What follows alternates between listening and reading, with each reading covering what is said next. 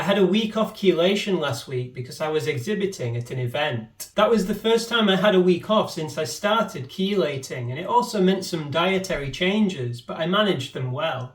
Welcome back to the channel. I'm Dan and I started chelating using the Andy Cutler Chelation protocol to resolve my mercury issues 33 weeks ago. I've been sharing my progress in videos. If you want to see how I got where I am, check out this video.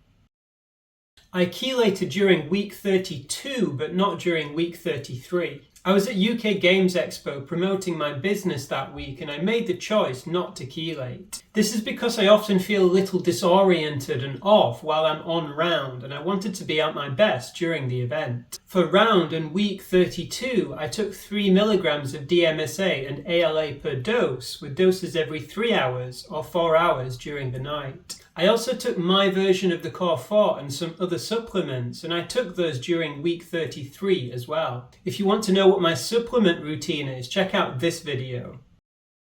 I went to UK Games Expo to promote my business during week 33. The event has dominated my thoughts and awareness over the past couple of weeks, so it's easiest to gauge how I felt around the event. I've generally been feeling pretty good. Week 32, the week before the event, was good if a little hectic. I'd been working really hard to prepare for the event and I was really excited to go, but it did bring added stress in lots of areas. This included making sure everything was ready, travel, long days where I was permanently on and interacting with people, doing a lot of things for the first time ever, and dietary changes. It would probably be quite a lot for anyone, especially someone who's going through a challenging health problem, but I handled it well and I'm proud of that. I'm also really glad that my wife was there to support me throughout. At the lowest points in my life, I had lots of issues with my memory, which made things really challenging. I spent lots of time making sure I double and triple checked everything. But even so, I'd inevitably make mistakes and then feel a bit lost and bad about myself that I'd made those mistakes. I had this when I was really at my lowest about 6 or 7 years ago, and also when I started chelating about 8 months ago. It's great to see that my preparation for the event went really well. I had lots to prepare and lots to do, and I considered making a list of everything that I needed, but I didn't even need it in the end. And everything went great. It's great to be able to reflect on how I might have handled things in the past and how I have now, and just how far I've come. Are there any situations like this where you've gauged your progress? Let me know in the comments.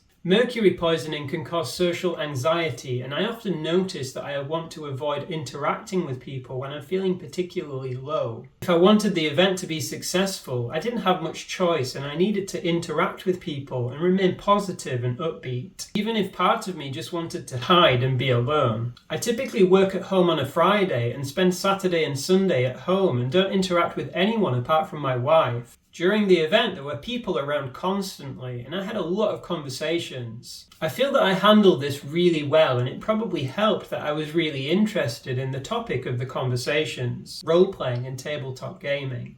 Do you get social anxiety? If so, do you notice a difference on and off round? Let me know in the comments. My standard diet is just eating beef, and it has been for a little over 5 years now. Any time that I eat anything other than beef or lamb, it affects me negatively, as you might have heard in some of my previous videos. I didn't really have the option of just eating beef at the event, and I needed to keep my energy up, so my diet strayed from the usual. I had bacon and hash browns for my free breakfasts, and burger patties for the day, which aren't just beef and which do affect me. I also had a carvery, a little beef and all-you-can-eat vegetables one evening. Straying from my typical diet slowed my brain down, gave me headache and aches in my body when I woke up in the morning, and made me a little volatile and less fun to be around. It's quite remarkable how when we have a very specific diet, it's really easy to notice differences in our mood and behaviour when we stray from it.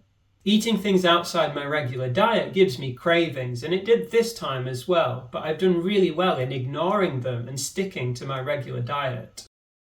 I feel that skipping my week of chelation was the best choice for me, and it helped me present myself at my best during the event. That said, I'm back to my regular routine now, and I'm excited to see where my chelation journey takes me. Have you ever missed a week of chelation? If so, why? Let me know in the comments. As always, if you think you're mercury poisoned, I hope this video helps you convince yourself that you're not crazy, You're not alone and you can heal. If this video helped you in some way, please give it a like and consider subscribing so you don't miss the next one.